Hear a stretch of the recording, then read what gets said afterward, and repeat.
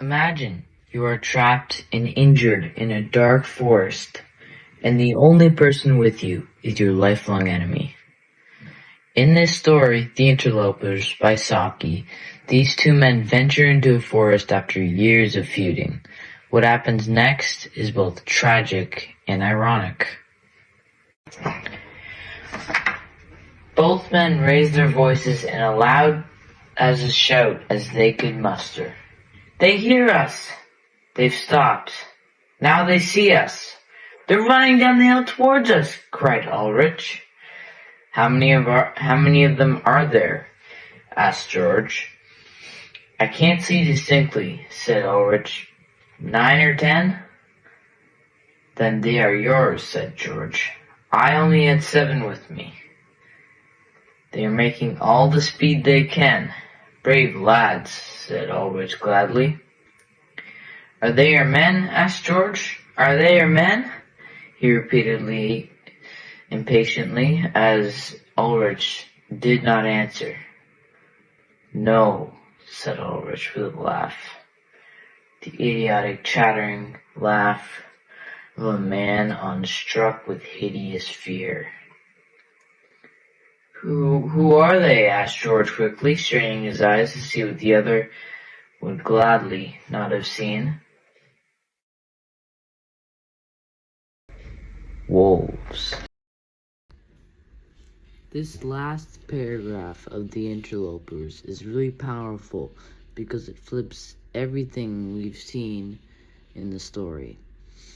Up until this moment, Ulrich and George have been trapped in the forest, each seeing the other as their enemy for years, bound by a feud over land. But as they lie there, injured and powerless, they finally let go of their hatred and make peace, realizing that life is too short to waste on grudges. Just as they reach this moment of understanding and friendship, the story surprises us. The interlopers waiting above aren't humans, but wolves.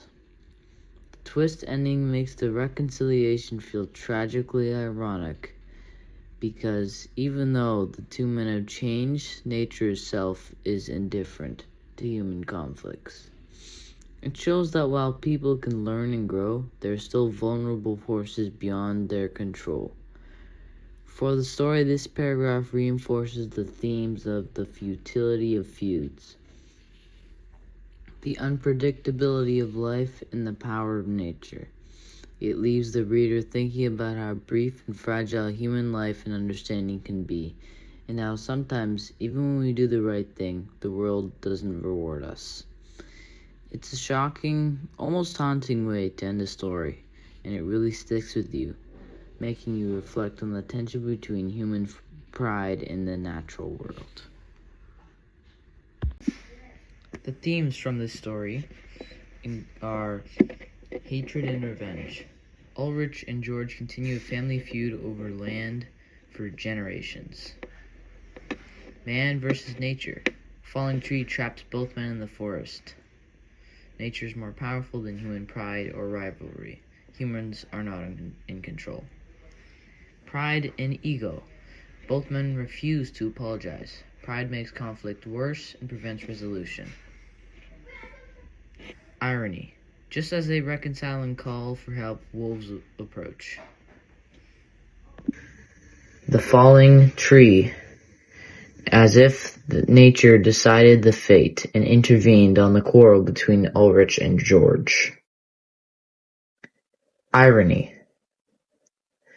The story ends with both characters forgiving each other, but right as they do that, they see their fate.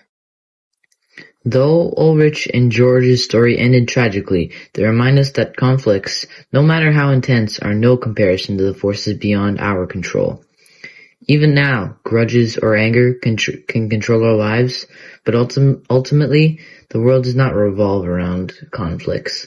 Life has many ways of reminding us what really matters, and that is shown perfectly in this story, The Interlopers.